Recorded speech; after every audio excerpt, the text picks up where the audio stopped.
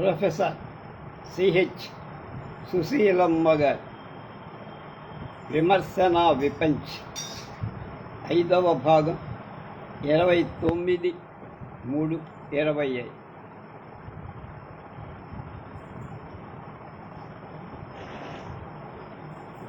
కవి కరీముల్లా కవిత్వాన్ని గురించి అది రాసింది అంతర్జాతీయ మాతృదినోత్సవ సందర్భంగా. అమ్మ అన్నది ఒక కమ్మని మాట, పెదవే పలికే తీయని మాట. ఇంకా అమ్మ గురించి ఎంత చెప్పినా తనివి. నవమాసాలు మోసి తన ప్రాణపదంగా పెట్టి బిడ్డకు జన్మనిచ్చి తాను పునర్జన్మ పొందుతుంది మాతృమ్మ. మే 2వ ఆదివారం అంతర్జాతీయ మాతృదినోత్సవం జరుపుకుంటున్నాం. కొన్ని దేశాలు మొదటి వారమే జరుపుతారు, కానీ అన్ని దేశాలు అన్ని మతాల్లో అమ్మ మీద ఎంతో కవిత్వం వచ్చిన మాతృమూర్తిని మనసారా ఎంతగా కీర్తించిన ఆమె రుణం తీరేది కాదు.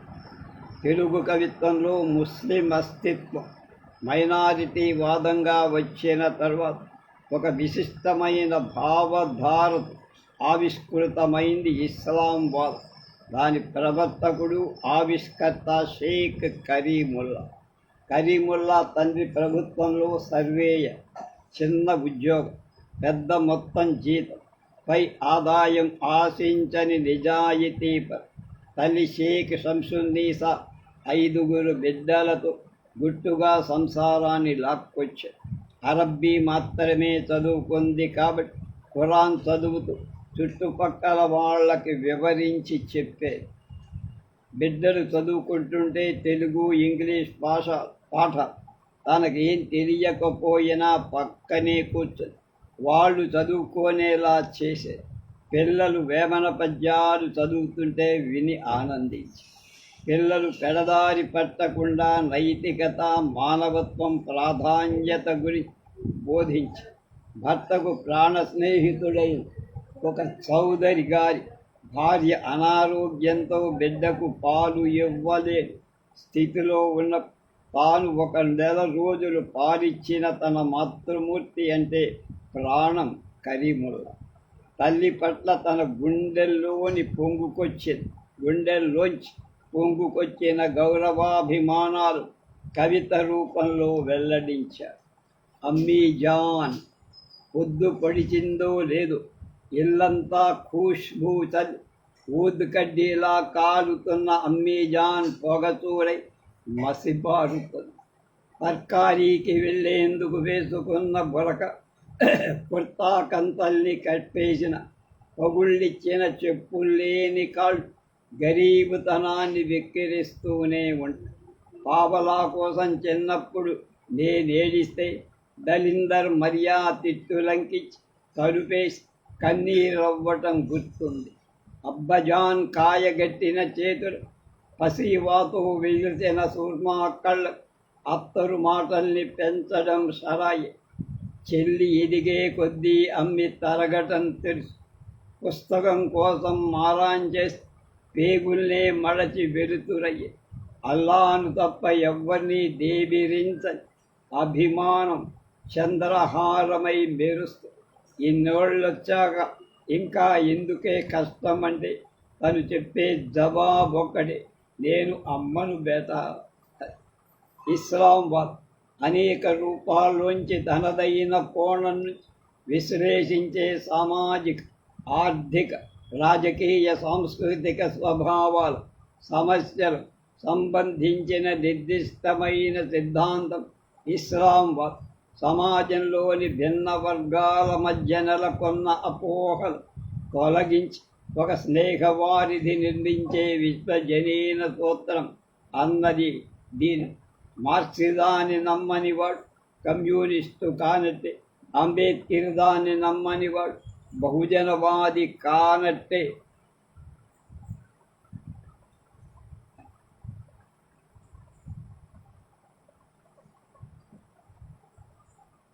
ఇస్లామును విశ్వసించని వాడు ముస్లిం కాదు. అలాంటి వాళ్ళు మాట్లాడేది ముస్లిం వాదం అంటాడు కరీముల్లా. నిజానికి ఏ అస్తిత్వమైన అది అంతిమం కాదు. అన్యాయంగా ఏ వ్యక్తి మరో వ్యక్తి హత్య చేసినా అతడు సమస్త మానవాళిని ఖననం చేసిన. మరీ ముఖ్యంగా ఆ నేరం ముస్లిం వైపు నుండి జరిగి దాన్ని ఖండించాలని భిన్న కులాలు, మతాలు, సంస్కృతులను ఈ దేశం ఘర్షణకు తావు ఇవ్వరాదని భారత రాజ్యాంగ విలువలకు కట్టుబడి లౌకిక సామ్యవాద సర్వసత్తాక శ్రేయోరాజ్యమే ఇస్లాం వాదం కోరుతుందని కరీముల్లా ప్రగాఢంగా విశ్వసించారు. భర్తను కోల్పోయి పేదరికంలో బాధపడుతూ కుటుంబ పోషణార్థం వార్ధక్య భారంతో ఆత్మగౌరవం వీధులలో తనకు చేతనైన పని అత్తరు సీసాలు అమ్ముకుంటున్న అత్తరు బూబ్లోని అమ్మతనాన్ని గుర్తించిన కరీముల్లా కవిత ఏమిటి? అత్తరు బూబ్ ఆమె నదిలా ప్రవహిస్తూ ముళ్ళని మొనదేరిన కళ్ళని దాటుకుంటూ పోతుంది. ఆత్మీయతను అస్త్రంగా చేసి అగరువత్తిలా కొద్దిగా కాలు ఆఖరి అంకం కేసి సాగిపోతుంది. అగ్గిలాంటి బూబు అవనిపై విరిసిన సౌశల్యాల అత్తరు బూబు పేగుబంధం కోసం రెక్కల్ని ఓడల్ని చేసి తను మర్రి చెట్టు నీడయింది. లేలేత క్షణాన సూర్యమ్మ పొడుగునుండి వెలుతురుపాలు పొదుగునుండి లేగ దూడ భూమిలా ఫజర్ నమాజు చదివా సమోజీ మోముపై మెరిసే చిద్విలాసన విప్పారిన నెమలీకవు విశ్వాస కాంతుల్ని కాజేసుకొని కళేబరాల కాష్టంగా మిగిలిన గల్లీలని ఆ పాదస్పర్శతో సంస్కృతి పరిమళాలై విచ్చుకుంటాయి. ఎవరైనా ఎకసెక్కంగా అత్తరు సీసాలమ్మే బూబు ఆ పర్దా ఎందుకో అంటే బేటా నువ్వు మేం కప్పుకున్న దేహతరాన్ని చూస్తున్న జారిపోతున్న నీ విలువలను అంగీని వెతుక్కోవటం లేదంటుంది.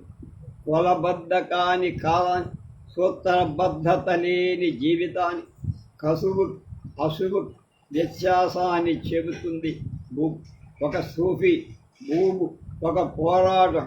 భూములంతా కట్టు బానిసలను కనికట్టు చేస్తున్న కచ్చ నాలుకలకు బూబు ఒక సమాధానం. శిరమెత్తిన శౌర్యానికి బూబు ఒక శిఖరాగ్ర శిరస్సు. అబాబీలు భాషలోని సంక్లిష్టతను దూరం చేస్తూ సామాన్య ప్రజలకు కూడా అర్థమయ్యే రచయిత తన భావాలు తేలిక పద్ధతిలో చెప్పేలా అబాబీ అనే నూతన సాహిత్య రూపాన్ని ఆవిష్కరించాడు కరీముల్. ఇస్లామియా చరిత్రలో అబాబిల్ అనే ఒక చిన్న పక్షికి ఎంతో ప్రాధాన్యత ఉందని, సామూహిక తత్వం, ధైర్యం ప్రతీకగా తీసుకొని అబాబీ అనే ప్రక్రియా రూపాన్ని ఆయన రూపొందించారు. పీడిత పక్షాలు, బలహీన వర్గాల భావాన్ని అతి చిన్న ఛందో లక్షణం 5 పంక్తుల్లో ఉంటుంది. మొదటి పంక్తిలో సమస్య, రెండవ దానిలో విషయ విశ్లేషణ, మూడవ దానిలో సందేశం లేక చమత్కారం ఉండాలి. నూతనంగా కలం పట్టిన వారు ఇవన్నీ పాటించకపోయినా కనీసం 5 పంక్తులనే నియమానైనా పాటించి. ఒక ఉదాహరణ, కుర్తాపై అత్తరు వాసన, కుక్షిలో కాలిన కమురు వాసన, ఆకలిని మించిన దోస్తు లేదు. కరీము రాత్రెందుకో పగలబడి నవ్వుతోంది. కరీముల్లా రూపొందించిన ఈ అలాబీ కవితా ప్రక్రియ తెలుగు, కన్నడ భాషల్లో ఇప్పటికి 70 మందికి పైగా అనుసరిస్తారు.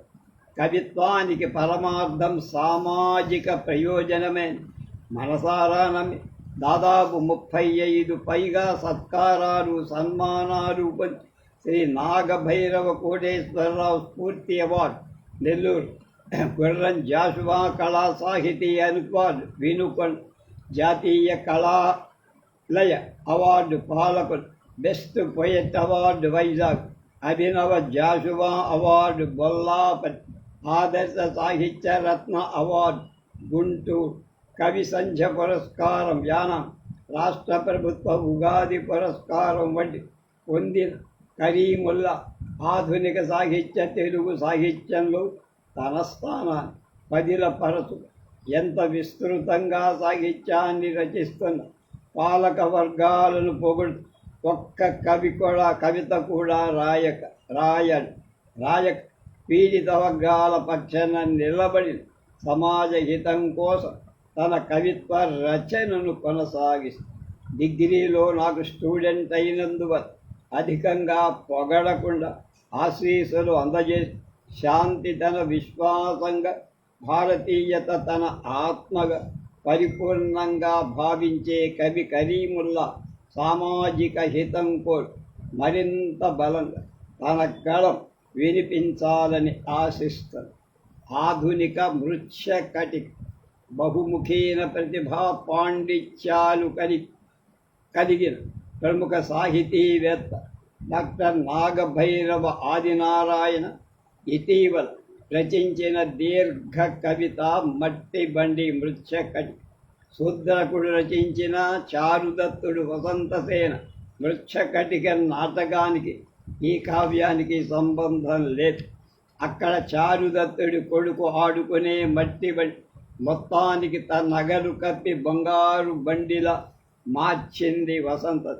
ఈ దీర్ఘ కవితలో తన బంగారంలా పొలాన్ని, ఎద్దుని, బండిని అమ్ముకొన్న రైతు ఆవేదన వ్యక్తం చేశాడు కవి. ఆధునిక కవిత్వంలో ఇటీవల దీర్ఘ కవిత విస్తృతంగా రావటం ఆహ్వానించదగిన పరిణామం. తత్వ గౌరవంతో భాషించేది దీర్ఘ కవిత అంటారు డాక్టర్ జీవి సుబ్రహ్మణ్యం గారు. దాన్ని మరింత వివరిస్తూ ఆచార్య రాజపాళెం చంద్రశేఖర్ రెడ్డి దీర్ఘ కవిత దీర్ఘ కావ్యానికి పునాది భూమి, ఒక ఉద్యమం, ఒక సమస్య, ఒక భావన, ఒక సంఘటన తీసుకొని ఒక తాత్విక నేపథ్యంలో దాని పరిణామాన్ని, పర్యవసానాన్ని వివరించి కవితల తీర్పునివ్వటమే దీర్ఘ కవితా లక్షణం అన్నారు. అద్భుతమైన దీర్ఘ కావ్యం కొరియగుర్రం రచించిన నగ్గనమని దీర్ఘ కవితను వస్తు ప్రాణం, రూపం, విధానం. దీర్ఘ కవిత ప్రాణాయామంతో సమానం. తాడు మీద నడక లాంటి, తడబడితే కింద లోయ అంట. తెలుగులో దళిత దీర్ఘ కవితలు అనే వ్యాసంలో ఆచార్య శిఖామణి ఇలా అన్నారు: తెలుగులో చాలా ఆధునిక ప్రక్రియలాగా దీర్ఘ కవితకు ఇంగ్లీష్ లాంగ్ పోయం కొంత ఆధారం. ఇంగ్లీషులో ప్రముఖ కవులందరూ దీర్ఘ కవితలు రాసిన వాళ్ళే. 1934లో ఏఎస్ కైన్క్రాస్ సంపాదకత్వం longer poems old and new పేరుతో ఒక సంకలనం వచ్చిందన్నారు. తాను ఎంచుకున్న వస్తువు కవితగా 20-30 పాదాలు రాసినా సంతృప్తి కలగకపోతే సంపూర్ణంగా తావన భావాన్ని విమర్శలేకపోయాని అనుకున్న కవి దీర్ఘ కవితలో చెప్పాలను అప్పుడు కానీ కవికి సంతృప్తి రాదు. అయితే పేజీలు నింపినంత మాత్రాన అది దీర్ఘ కవిత అనిపించుకో. తాను తీసుకున్న వస్తువు ఇతివృత్తానికి సంబంధం లేకపోయినా తన ప్రతిభను నిరూపించుకోవడానికో, పేజీలు నింపడానికో, చూడటానికి పెద్ద వాల్యూమ్గా కనపడాలను పెంచి రాస్తే వ్యాక్యూమ్ శూన్యం అనివార్యంగా ఏర్పడి పాఠకుడికి విసుగు కలుగు. తెలుగులో చాలామంది కవులు సమర్థవంతంగా దీర్ఘ కవితలు రాసి విజయవంతంగా తమ భావాలు వెల్లడించారు. తెలుగులో బైరాగి నూతిలో కొంతగా ఆరుద్ర శ్రీనివారి, సివి విషాద భారతం, శివారెడ్డి ఆసుపత్రి గీతం, నగ్నముని కొయ్యగుర్రం, దివిసీమ ఉప్పెన గురించి రాసింది. వరవర్రావు సముద్రం, శేషేంద్ర నా దేశం నా ప్రజలు, శీలా వీర్రాజు మళ్ళీ వెలుగు, రంధి సోమరాజు పొద్దు, రోజీ సి నారాయణ రెడ్డి విశ్వంభర, మట్టి మనిషి, సుప్రసన్న శతాంకుల సాంప్రదాయం చైతన్య ప్రసాద్ సహర్షవర్ష వ్యాసార ఎన్ గోపి జలగీతం శ్రీకాంత శర్మ సువర్ణ చిన్న వీరభద్రుడు పునర్యానం యార్లగడ్డ రాఘవేంద్రరావు ముంతపొగ ఆచార్య రాచపాళెం చంద్రశేఖర్ రెడ్డి పొడి మందరపు హాయిమవతి రాతిచేయి బండ్ల మాధవరావు ఊరికల ఈతకోడ సుబ్బారావు నీటి చుక్క మహాత్మ పక్షితీర్థం సరికొండ నరసింహరాజు భస్మసింహాసనం కందుకూరి శ్రీరాముడు దహన కావ్యం ఛాయారాజు శ్రీకాకుళం రసస్పర్శ బుధడు ఆకాశరాజు భద్రం మామూలుగా ఎల్లూరి సుధాకర్ కొత్త గబ్బిలం ఈ రాఘవేంద్ర కల్లంతుల భూప బాణాల శ్రీనివాసరావు కుంపటి రాధేయ మగ్గంబద్ గూటన్ రాజు ఏకీకరణం వనపట్ల అనిపే పెరుగు రామకృష్ణ ఫ్లెమింగు కె రామ్మోహన్ రాజు వసంతమేఘం రేణుకా అయోలా మూడో మనిషి వృధ మద్దూరి గోదావరి విద్యాసాగర్ దిష్టిబొమ్మ దిలావర్ గ్రౌండ్ జీరో దూలూరు గౌరీ శంకర్ నాలుగో కన్ పాదముద్ మూడో గుణపాఠం శీలా సుభద్రాదేవి యుద్ధం ఒక గుండె కోత వస ప్రభావతి ఓ ఉదయం కేఎస్పి రాత్రి మద్దూరు శ్రీనివాసులు వాన మాకినీడు పాపికొండల్లో పడవపాటు శ్రీరామూర్తి అమ్మ ఒడి ఎరుకట్టు శంకరి యాది ఎస్ఆర్ పృథ్వీ అమ్మ జ్ఞాపకాలు గూటం స్వామి కనుపాపల తోటమాలి మద్దూరి నగేశబాబు రత్తబండ ఊరువాడ కుందుర్తి హంస ఎగిరిపోయింది బెల్లి యాదయ్య తర్జుమ పెళ్లకూరు జయప్రద మనసుకు మరణం కె బాలకృష్ణారెడ్డి నువ్వు లేని నేను ఎంఎస్ సూర్యనారాయణ దయా మేఘ మల్హరి సశ్రీ సంతకం సుగంబాబు లెనిన్ జల్లి గోజగోపాలరావు స్ఫూర్తి ప్రదాత అంబేద్కర్ ఆసు రాజేంద్ర పడగ కింద పసితనం శంకర రమేష్ తల్లి కోడి హెచ్చరిక ఖాదర్ మొహియుద్దీన్ పుట్టుమత్ షేక్ కరీముల్లా సాయిబు కారం శంకర్ అక్షర శ్వాస అప్సరస్ ఫ్లోరోసిస్ రూప్ కుమార్ డబ్బీకార్ పై శ్రీరాములు జలగండం శైలజామిత్ర సృష్టి కేతనం కొండ్రెడ్డి వెంకటరెడ్డి నాగేటి గోడు దుఃఖి చూపు దాట్ల దేవదానం రాజు నాలుగో పాదం ముద్రబల్ల దీర్ఘాశిశు విజయభాస్కర్ వంశధార ఇంకా ఎన్నో దీర్ఘ కవితలు 100కు పైనే ఉన్నాయి. మరికొన్ని నా దృష్టిలోకి చిక్కి ఉండనివి కూడా ఉండొచ్చు. ముఖ్యంగా బెంగాలీ నవలలు దుఃఖాంతాలు మొదలే, కానీ మట్టి బండి విషాదారంభం మొదటి వాక్యమే ఉలిక్కిపడేలా చేస్తారు. రైతు పొలం ఎందుకు అమ్మాడు, కారణాలేమి అన్న తీవ్రమైన ఆదుర్దాతో కూడిన ఉత్సుకత పాఠకుడు చదవటం మొదలుపెట్ట. చదువుతున్న కొద్దీ భారతదేశంలోని దుర్భిక్షత, వ్యవసాయ రంగంలోని దౌర్భాగ్య పరిస్థితులు ఎందరో రైతుల దృష్టికి కళ్లకు కట్టినట్టు కనిపిస్తుంది. తాత తండ్రుల వారసత్వంగా వచ్చిన భూమ అన్నం పెట్టి అవసరాలకు తాను తాకట్టులోకి వెళ్ళి ఆదుకొని మళ్ళీ వచ్చి ఆసరాగా నిలిచిన పొలమది. నాకు చెదిరిపోని ధీమాన్ని, సడలిని ధైర్యాన్ని, సమాజంలో గౌరవాన్ని, సాటివారిలో గుర్తింపును కల్పించిన పొలాన్ని కర్కశంగా అమ్మేశ. ఈ పొలాన్నే కాదు, వ్యవసాయం సాయంగా నిలిచిన జడ్డ, అండగా ఉండే బండిని కూడా అమ్మేశ. అసలు పోయిన తర్వాత కొసలు ఎందుకు? కర్షక వృత్తిలో ఏనాడు తలకెత్తుకున్న లాభాలు పొందడు రైతు. అసలు అది వృత్తి అనుకో. వ్యవసాయం తన ధ్యేయం, తన కర్తవ్యం, తన జీవితాశయం అనుకుంటా. అటువంటి రైతు తన ప్రాణప్రదమైన పొలాన్ని అమ్ముకుని పొలాన్ని పోగొట్టుకోవటంతో పాటు తన ప్రాణాలను మానసికంగా పోగొట్టుకున్నాడేమో.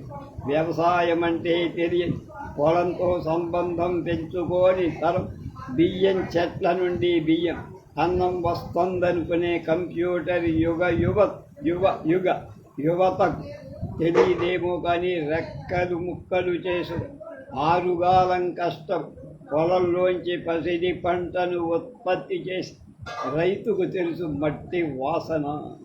ఆ మట్టి పరిమళం తెలిసిన మనిషి ఈ మట్టి విలువ ఏమిటో తెలుసు. ఇక ఈ పొలానికి సంబంధించిన భూతకాల జ్ఞాపకాలు తప్ప వర్తమానంలో వ్యాపకాలు కాదు, భవిష్యత్తులో వ్యామోహాలు కాదు ఉండే అవకాశం లేదు అని వాపోయాడట. ఆర్థిక దుస్థితి, ఆవేదన, అవసరం అనే 4 చక్రాలతో ఈ మట్టి బండిని లాక్కొచ్చారు నాగభైర. పొలంలో బండితో తన జ్ఞాపకాలు తవ్వి గంపకెత్తారు. మా అమ్మ పురిటి నొప్పులు పట్టేయడం ఆసుపత్రికి తీసుకువెళ్ళింది. పుట్టి పసిగుడ్డనైన నన్ను అమ్మతో ఇంటికి చేర్చింది ఈ బండి. నా ఇల్లాలు ఈ బండిలోనే వచ్చి నా కంటికి దీపం.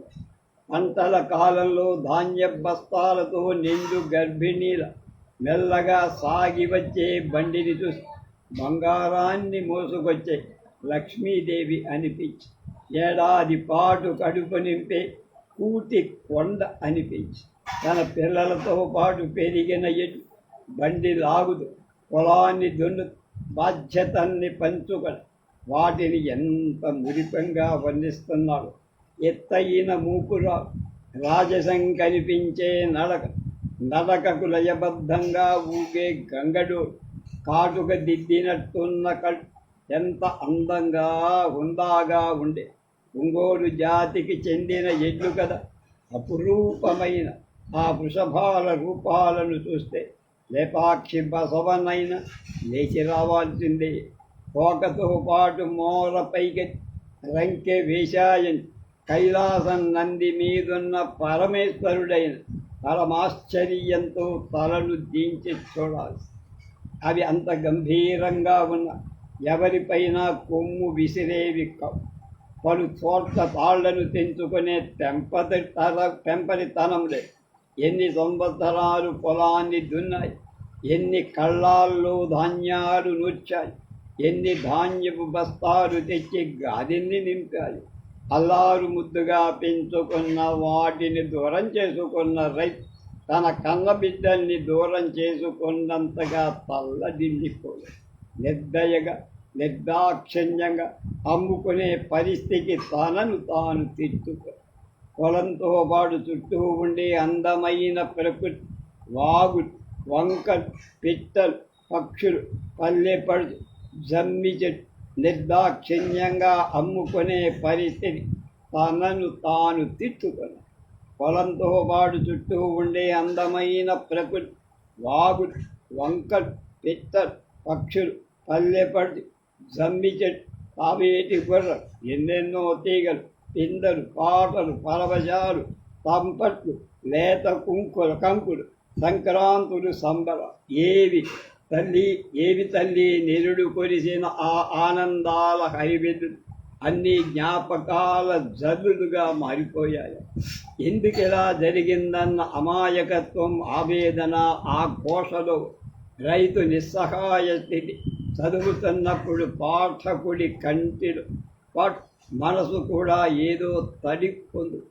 రైతంటే పల్లెటూరి బయతు సస్యమనే అశ్వాన్ని అధిరోహి ఆకలి రాకాసి నుండి లోకాన్ని కాపాడు రైతంటే పరాన్న భుక్కు ఏడాది పొడవున సాగు అనే యాగాన్ని ఆచరించి గొప్ప ఋత్వి. రైతంటే అన్నప్రద మన్ను నుండి పరబ్రహ్మస్వరూపాన్ని రూపొందించే విధానం. ఆది బుభుక్షువనైన తీర్చగల త్రాత. వర్షపు చెరువుని ఒడిసిపట్టి విత్తనానికి సత్తువను బంజరు భూములకైనా హృద్యంగా మార్చగల సజ్జగా. తాను తిన్నా తినకు అన్నమై జగానికి ఆకలి తీర్చే అన్నదాత. అదే ఆత్మ గౌరవంగా భావి మీసం విదేశం తన చెమట చుక్కతో విశాల విశ్వాన్ని కబళం బంధిస్తున్న తృప్తితో తల చుట్టూ తలపాగా చుట్టుకుంటాడు. కించిత్ గర్వంతో ఒనిరాగాలు తీసి ఏమైంది ఆ ధీమ, ఎక్కడికి పోయింది ఆ గర్వం? పేదరికం నిరాశ చీకట్లు అలముకుంటున్న వేళ కనుతూపు మేరలు ఆశాకిరణం కనిపించకపోవటం, బ్రతుకు సమరంతో పోరాడే శక్తి ఇక లేక పొలాన్ని అమ్మేశ. ప్రపంచీకరణ, వేగవంతమైన జీవన విధానం, మట్టికి దూరంగా బతుకుతున్న మనుషుల సుఖాల వెంపర్లాటలు ఆరాటాలలో రైతు వెనకబడిపోయాడు. రైతు జీవితం లెక్కకు లేకుండా స్వార్థ రాజకీయాల జడిలు తన మట్టి బండి కరిగి అయిపోయి నీరైపోయి. నీరు అంటే బూడిద కూడా. కన్న బిడ్డలు కూడా ఇన్నాళ్ళు తమకు అన్నం పెట్టిన పొల అమ్మేయమని చెప్పినప్పుడు నిలువునా నీరయ్య. పెద్దవాడు సరే, పట్నంలో ఉన్నవాడు, తనకు తోడుగా ఉన్న చిన్న కొడుకు ఇన్నాడు తను ఆత్మగౌరవంగా తలెత్తుకు బతికే వ్యవసాయాన్ని వదిలేయం నిర్ద్వంద్వంగా, నిర్దయగా, నిష్కర్షగా చెప్పిన తన ఆర్థిక పరిస్థితి కంటే కొడుకు మాట కుంగి స్తబ్దుగా మారిపోయాడు, శిలగా నిలిచిపోయాడు. గత వైభవం గాలి బుడగలా పేలిపోయి కళకళలాడిన వ్యవసాయం కన్నీటితో కరిగిపోయింది.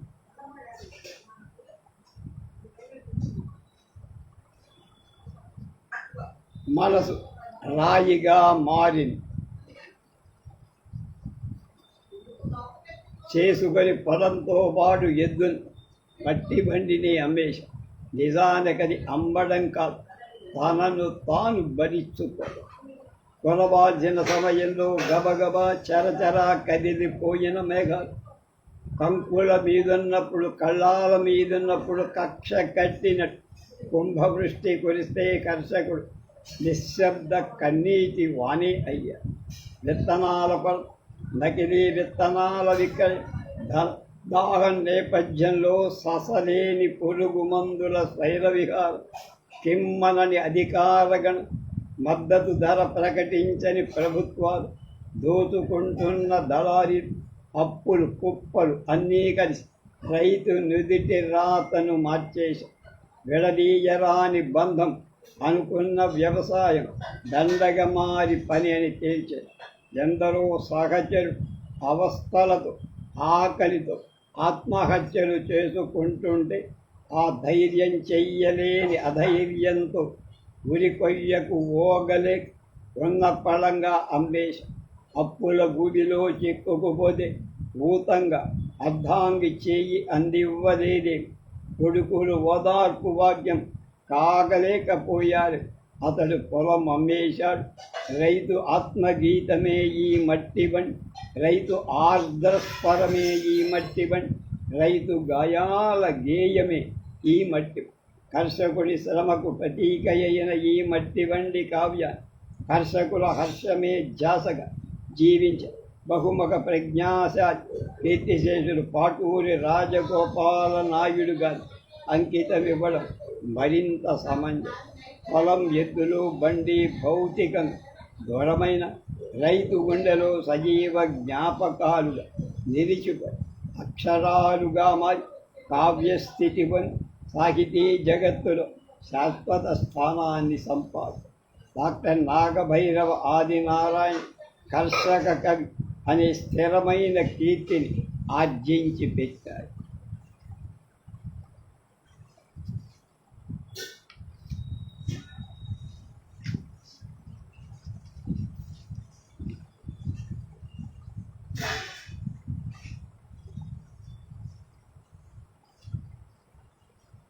మానవ జీవితాల్లోని వివిధ కోణాలను స్పృశించిన తూర్పు నుంచి పడమర డాక్టర్ నెల్లుట్ల నవీన చంద్ర కెనడాకి 1964లో వెళ్ళిన భారతదేశం మీద గౌరవం, తెలుగు భాషా సాహిత్యాల మీద మక్కువ పూల టొరంటోలో కథా వేదిక, కవితా వేదిక ఏర్పాటు, ఖండాంతర సమావేశాలు నిర్వహిస్తూ ఆసక్తితో కథలు, కవిత్వం రాస్తూ కథా సంకలనాలు ప్రచురిస్తున్న లేఖిని రచయిత్రుల వేదిక నిర్వాహకు అత్తలూరి విజయలక్ష్మితో కలిసి సంయుక్తంగా ఇటీవల కథల పోటీ నిర్వహించి దేశ విదేశాల నుండి 125 కథలు కేంద్ర సాహిత్య అకాడమీ అవార్డు గ్రహీత సలీం, సీనియర్ రచయితలు వాణిశ్రీ, వసుంధరలతో సహా వర్ధమాన రచయితలు పోటీకి కథలు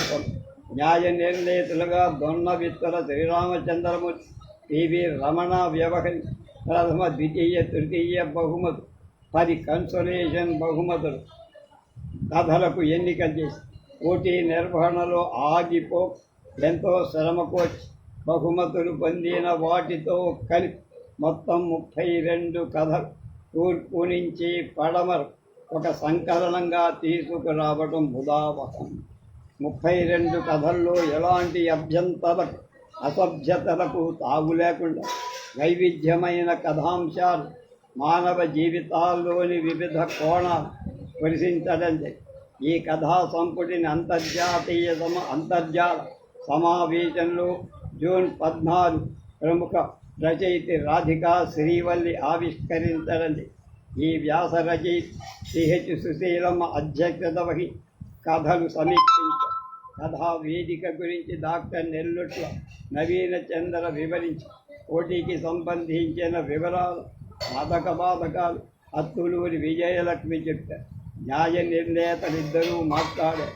ముందు మాటలో కొండపల్లి నీహారి నన్న ఈ కథాగుచ్చం సువాసనంతా జీవితమే.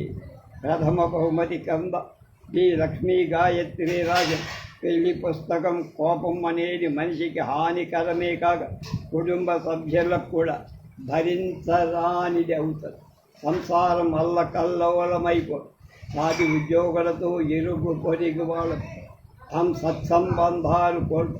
అలాంటి పరిస్థితి ఎదుర్కొన్న ఒక తన కుమారుడికి తన వారసత్వంగా కోప లక్షణం రావడంతో తన గతాన్ని సున్నితంగా తెలియజేసేక చిన్న చిన్న కోరికలు తీర్చుకోవటానికి కూడా మగవారికున్న విసులుబాటు స్త్రీలకు లేదు సమాజం.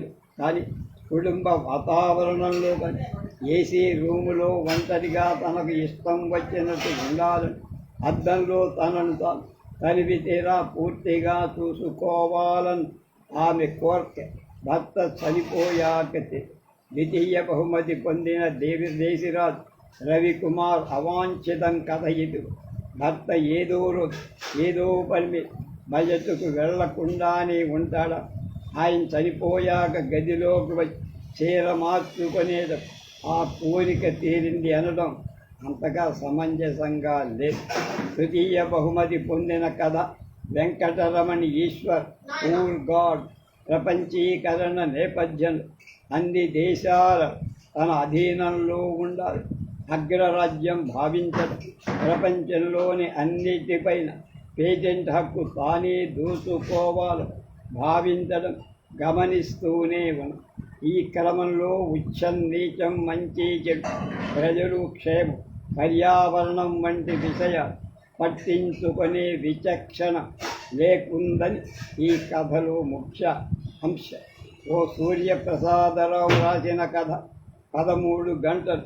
గుంటూరు జిల్లా తెనాలి మొదటి నుండి వివిధ కళాకారులకు పుట్టి ఆయా కళాకారుల వివరాలతో కూడిన కథ.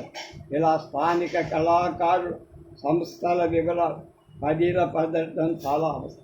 భవిష్యత్ తరాలకు ఇది ప్రతి ఊరు జిల్లా సాహిత్య సాంస్కృతిక విశేషాలు రికార్డు చేయటం. మనుషులు ఎంత దృఢమైన వ్యక్తిత్వం కలిగి ఉంది. ఒక్కోసారి కొన్ని పరిస్థితుల వల్ల ఏమీ చేయలేని నిరాశ నిస్పృహలకు లోనవు. నైరాశ్యంలో బతుకు చాలించాలని తీవ్రమైన ఒత్తిడికి గురవు. అలాంటి సమయంలో కుటుంబ సభ్యులు లేదా స్నేహితుల ఓదార్పు మాటల కోరుకునే అవకాశం. నైరాశ్యం, నిరాసక్తత తొలగిపోయి భవిష్యత్తు పట్ల ఆసక్తి కలిగి ఉత్సాహవంతంగా తయారయ్యే అవకాశం పుష్కలంగా. ఈ సంపుటిలో ఇలాంటి ఇతివృత్తంతో 2 కథలు డాక్టర్ పార్థసారథి చిరుగోడు రాసిన అస్తిత్వం కథలు. ఒక ఉద్యోగి తన ఆఫీసు వాతావరణం ఎమడలే స్నేహితుని మాటలతో తేరుపడు. గంటి ఉషాబాల కథ దృష్టిలో భర్తను కోల్పోయిన ఇందిర సర్వస్వం కోల్పోయినట్టు నిస్త్రాణ స్నేహితురాలు మాలతి కూడా తనలాంటి పరిస్థితి ఎదురైతే ఆమె ఎలా ఆశావహ దృక్పథం ఉత్సాహం తెచ్చుకుందో చూసి తన జీవన సరళి ఆనందంగా మార్చు. రాజకీయంగా ఆర్థికంగా సమాజాన్ని ఆక్రమించి మొత్తాన్ని తినేసే చెదపురుగులు వంటి వాళ్ళు ఎదిరించాలనే ఆవేశం ఉన్న ఏమీ చేయలేని నిస్సహాయ స్థితిలో ఒక పార్కుకు వాకింగ్ లాఫింగ్ కోసం వచ్చే కొందరు సీనియర్ సిటిజన్ ఈ అవినీతి చెదల నిర్మూలన నిర్ణయం చేసుకుంటారు. చివరికి వాడు సఫలీకృతులు అయ్యారా అన్నది పుట్టగంటి గోపీకృష్ణ చెదపురుగు కథ తెలుసుకోవాలి. ప్రభుత్వ శాఖల్లో కావాలని కానీ అసంకల్పితంగా కానీ ఏదైనా పొరపాటు జరిగి పై ఉద్యోగులు తమకు అనుకూలం కింది ఉద్యోగులపై ఎలా నెట్టేస్తారు చెప్పే కథ అద్దేపల్లి జ్యోతి రాసిన జీవన చిత్రం. అంగవైకల్యం కలిగిన వాళ్ళు తోటి అవహేళన చేయటం అమానుషం. కారు కుంటి కానీ వ్యక్తిత్వం నిటారైన అమ్మాయి తన రూమ్మేట్స్ మాటలు చిన్న గుర్తుతుడు ఆమె చిన్ననాటి స్నేహితుడు అండగా నిలబడి చిన్నతనం నుండి ఆమెకు చదువు పట్ల ఉన్న ఆసక్తి స్వచ్ఛమైన మనసుకు ఆకర్షితుడు ఆమెను జీవిత భాగస్వామిగా స్వీకరి ఆ రూమ్మేట్స్ కళ్ళు తెరిపి అందరి సయ్యద్ సలీం చంద్రవంక అంకిత భావంతో విద్యార్థులకు పాఠాలతో మంచి చెడు బోధి సిరువ లాంటి వాళ్ళని శిల్పంగా మరల్చిది ఆ టీచర్ వారి గుండెల్లో నిలిచిపోతారని చెప్పే గంటి సుజల గారి శిల్పం కాదు. ఎప్పుడైనా ఆ మొహాన్ని అద్దంలో చూసుకుంటావా ఉన్నావా అంటూ తనను తన పేదరిక అవహేళన చేసిన అమ్మాయి వల్ల తన జీవితాన్ని అవలోకించుకొని పట్టుదలగా చవి జీవిత ప్రణాళిక వేసుకున్న రాఘవ కథ జిఎస్ లక్ష్మి రాసిన అద్దంలో అంతర్మదం.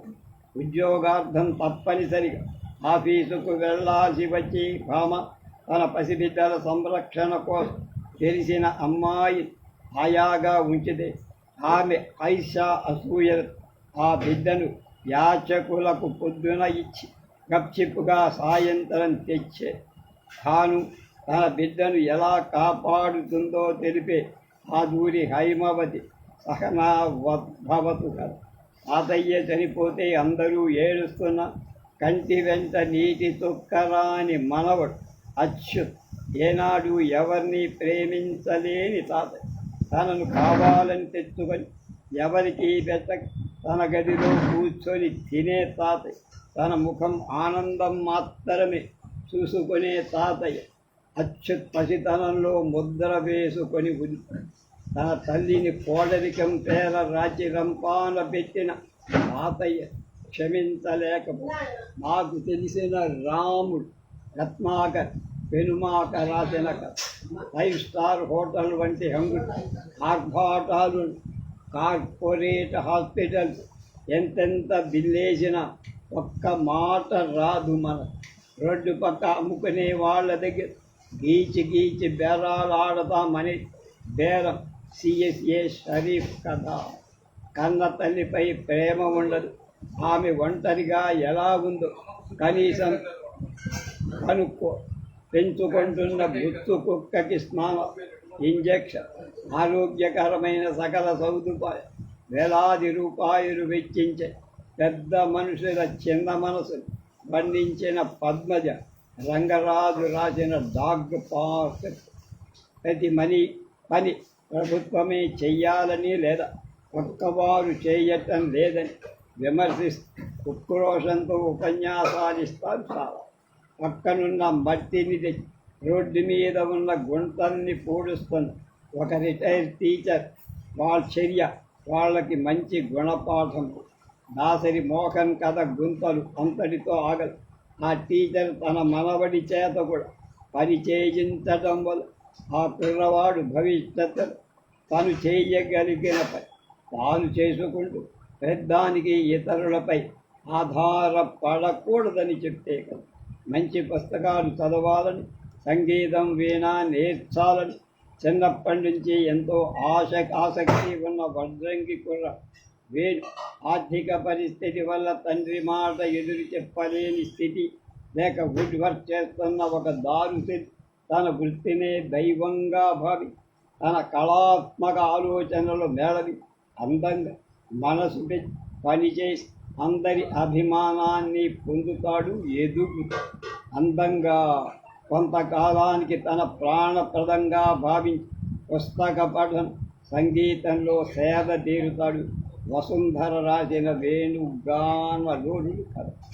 దిగువ మధ్య తరగతి మెత్తక వైఖరి గల ఒక తండ్రి జ్వరంతో బాధపడుతున్న తన కూతుర్ని దక్కించుకోవాలి ఏ పరిష్కారం ఆలోచించాడో, గతంలో తన భార్య విషయం ఏం ఆచరించాడు. వడలి రాధాకృష్ణ రాసిన గొంగళి పులుగు కథ కొంత అసహజంగా ఉంది. వ్యక్తిపరంగా కానీ వైద్యపరంగా కానీ అంగీకార యోగ్యమా అన్నది ఆలోచన. మానవ పుస్తకాలయం, హ్యూమన్ లైబ్రరీ, వృద్ధాప్యం, వృద్ధులు, పెద్దలు, సీనియర్ సిటిజన్స్ అంటే అనుభవాలతో పండిపోయిన జీవిత పాఠాలు నేర్చుకున్నవాడు. కానీ వృద్ధాప్య సమస్యల పట్ల ఒక్కొక్కరికి వారు డిప్రెషన్ లోనవడం జరుగుతుంది. వారి జ్ఞానం సమాజానికి అవసరమని ఉత్సాహపరిస్తే తమ జీవితానుభవం నలుగురికి పంచుతుంది. ఒక మానవ పుస్తకంగా మారి యువతరం ఆ మానవ పుస్తకాన్ని చదివి జ్ఞానం సంపాదించుకోగలరు అంటారు ఎం సుగుణారావు. మానవ పుస్తకం కథ. చిన్ననాడి వైధవ్యం పొందిన కనకం తన మేడకోడలికి తన పోలికలతో తన రాత కూడా వచ్చి వైధవ్యం పుట్టినిల్లు చేరటం ఎంతో బాధపడి తను పొందిన వివక్ష ఆమెకు రాకూడదు. ఎలాంటి నిర్ణయం తీసుకొని ఔన్నత్యాన్ని పొందిందో తెలిపే కథ. వాణిశ్రీ రాసిన రుణానుబంధం. కొడుక్కి నచ్చిన అమ్మాయి కులాంతరమైన వివాహానికి అంగీకరించిన జాకనర్ వాళ్ళిద్దరికీ తమ ప్రేమ పంచి కోడలు గర్భవతి అయితే ఎంతో సంతోషం. కానీ కోడలు ఆ సమయంలో చిన్ననాటి నుండి తనకు అలవాటై నాన్ వెజ్ తినాలనుకున్న జాకనర్ సామరస్యంగా ఏ నిర్ణయం తీసుకుందో తెలియజేస్తుంది దివాకర్ల రాజేశ్వరి రాజు జాకనరి కథ. కథా వేదిక నిర్వాహకులు ఈ కథల పోటీ పుస్తక ప్రచురణలు శ్రమించిన నెల్లుట్ట నవీన చంద్ర రాసిన కథ. ఈయన ప్రకృతి కోసం నలుగురు విద్యార్థులు ఒక ట్రిప్పుకు వెళ్ళడం, అక్కడ దొరికిన 3 పక్షులను కాపాడాలి ఎంతో తాపత్రయపడడం, ఎన్నో ప్రయత్నాలు చేయడం స్వచ్ఛమైన మనస్సుకు ఉదాహరణ. ప్రకృతిని కాపాడుకోవాలని గొప్ప సందేశం. ఒక పిల్లవాడి కిడ్నాప్ పరిశోధన ఉన్న పసివాడి ప్రాణంగా ఈజిప్టు వారి జానపద కథ. మెరెట్ సెగ ఇంకా ఎదలో పరిమమక శబరి ఉత్తర ఖండాంతర సంబంధాలు ముక్తి సమర్థ సరోజం వంటి మంచి కథలు ఈ సంకలనంలో చోటు చేసుకోరు.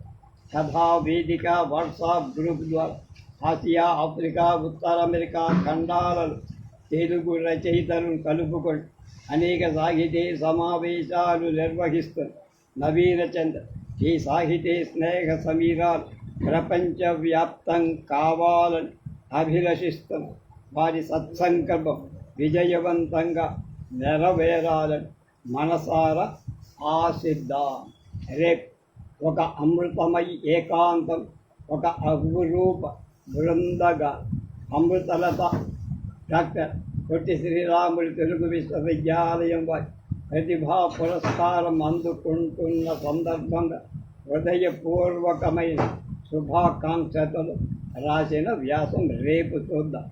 రేపు ఉదయం 10 గంటలకు సరసభాది ఫేస్బుక్ ద్వారా ఉగాది శ్రీ విశ్వావసు ఉగాది పంచాంగ శ్రవణం ఉంటుంది. అందరూ దాన్ని ఆలకించి సంతృప్తి పొందాలని, ఉగాది పురుషుడి యొక్క కాలగమనం యొక్క లీలలన్నీ తెలుసుకోవాలని కోరుతూ మీ దగ్గర సెలవు తీసుకోండి.